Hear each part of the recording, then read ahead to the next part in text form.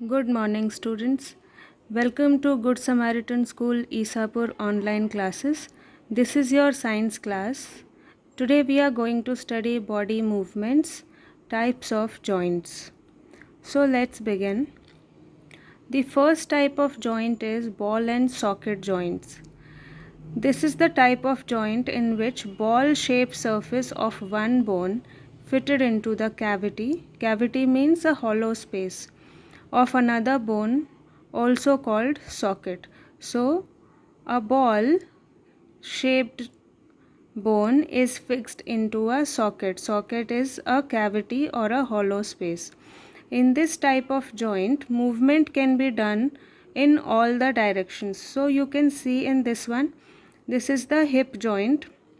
Here is this one is the socket, this and this one is the ball. So this is attached into this socket, and we can move our leg in all the directions in a circular movement. Therefore this ball and socket joint allows mobility in all the directions. The similar joint we have in the shoulder as well. Here is the socket and this is the ball. So our hand also we can move in circular movement. The next type of joint is pivotal joint. Pivotal joint, the joint where our neck joins the head, is a pivotal joint. So pivotal joint allows us to bend our head forward and backward and turn the head to our left and right. So only this kind of movement is seen, either left and right or up and down. In a pivotal joint, a cylindrical bone rotates in a ring. The next type of joint is hinge joints. In hinge joint, open and close a door a few times. Observe the hinges of the door carefully. The elbow has a hinge joint that allows only a back and forth movement. So like the door moves only back and forth, the same way we have this hinge joint in our elbow. So the movement in our elbow is only back and forth.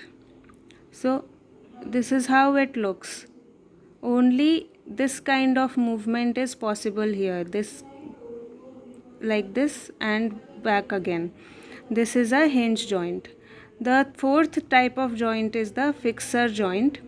Fixer joint is the bones cannot move at these joints. Such joints are called fixer joints, means which keeps the part of the bone fixed in one place and movement is not supported.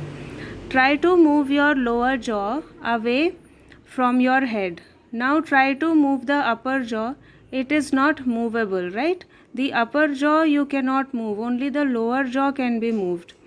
There is a joint between the upper jaw and the rest of the head, which is a fixer joint. It is also present between the bones in our head.